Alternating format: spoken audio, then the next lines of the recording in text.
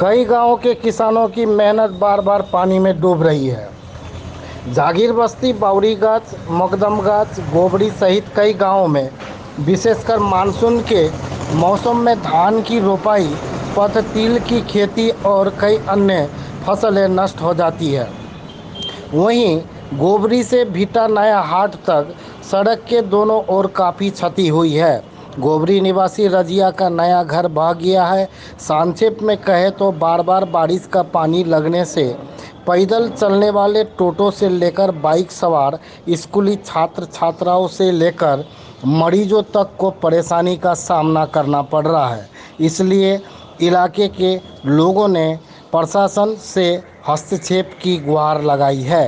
हालांकि चोपड़ा पंचायत समिति के सदस्य स्वामी फारूक ने कहा कि वह इस मामले की रिपोर्ट वरिष्ठ जन को देंगे।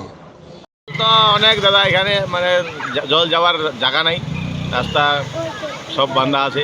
কেন ব্রিজ তো আছে, দুটো ব্রিজ আছে। ব্রিজ আছে মানে সবাইকে বলছিলাম, এখান থাকার মেম্বার আছে, বাকি নেতাগুলো আছে, ওকে বলছিলাম যে ড্রেন করো, ড্রেনের জায়গা দিচ্ছি। ব্রিজ আছে, ব্রিজ দিয়ে জল যাচ্ছে, তবু ড্রেন লাগবে কেন?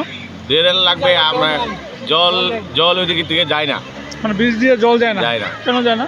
ওই সামনে বাঁধা আছে। আচ্ছা, ব্রিজের সামনে পিছনে বাড়ি আছে, পিছনে হ্যাঁ পিছনে বাড়ি আছে। বলছি মেম্বারকে, বলে এখানে ড্রেন করো, ড্রেনের জায়গা দিচ্ছি আমি।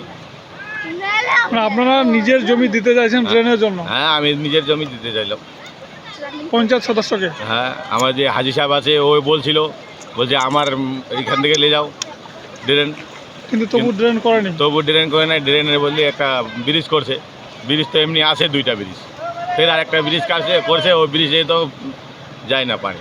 এখন কি চাচ্ছেন? এখন ওইটাই চাই যে ড্রেনের ব্যবস্থা করো, জায়গা দিব আমি, জায়গা আছে। আপনারা জমি দিবেন, ড্রেনের জমি দিবেন, কিন্তু প্রশাসন বা পঞ্চায়েত থেকে ড্রেন চাইছেন, ড্রেন তাই তো? চাই, হ্যাঁ, নিজের টাকা থেকে করবো অত বড় ড্রেন। মানে জমি দিবেন আবার টাকাও দিবেন, তাই তো?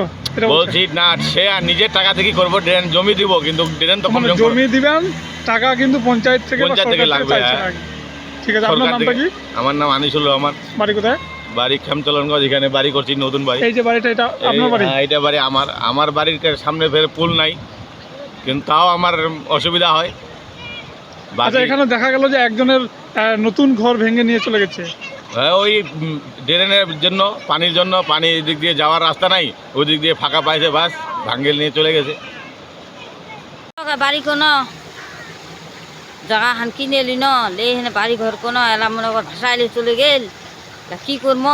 মেম্বার প্রধানরা উসুক, সে দেখুক, ব্যবস্থা করুক, আমার প্রধানরা উসুক, দেখুক, আমার ক্ষতিপূরণ দোক কিছু। আমরা তো গরিব লোক, কষ্ট করে হেনে বাড়ি ঘর কোনো ভাঙে চুরে খতম। আপনার নামটা কি? রাজিয়া খাতুন। কোথায় বাড়ি? গুয়াবাড়ি। এখন এখানে মানুষ যাতায়াত করার জন্য খুব অসুবিধা হয়েছে। মাঠঘাট সব ডুবে গেছে, পাটাপোটা সব ডুবে গেছে, বিচন বাচন সবারই ডুবে গেছে, বাগান সেগুলোও ডুবে গেছে।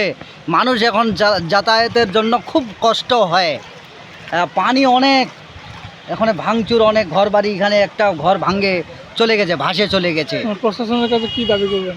এখন প্রশাসনের কাছে আমাদের দাবি যেন এই পানিটা আমার ক্লিয়ার হয়ে যায়। আপনার নামটা? আমার নাম হলো জরিফুল ইসলাম, বাড়ি কোথায়? জাগির বস্তি। এর আগে পানি ছিন্নি, এই যে উঠে মুখটা বন্ধ করে দিয়েছে পুলটার, ইয়ার কারণে ডুবে গেছে। অবস্থা আমার এত খারাপ, নাজেহাল, যে পেশাব পায়খানা করার কোন উঠে এমন একটা উপায় নাই। গরু বাছুর ছাগল বাহারত রাখিছি মানুষের জায়গার, কোনো উপায় নেই। আর এই মুরগির খাইলা এটা ডুবে গেছে, মুরগিলা যে রাখবো কোথায় সেরকম জায়গা নাই। গরু জায়গাটা কোথায়? জায়গাটা গোয়াবাড়িতে। গোয়াবাড়ি। আপনার নাম কি? মোহাম্মদ ইসমাইল। আপনি কি এই বাড়ির মালিক? হ্যাঁ, আমি কর্তা। প্রশাসনের কাছে কি দাবি করবেন? দাবি কি, এটা আমাদের একটা সুরাহা করা দরকার, যে আমার জলটা কোন দিক দিয়ে কীভাবে যাবে, আর সরকার যদি ক্ষতিপূরণ দিতে পারে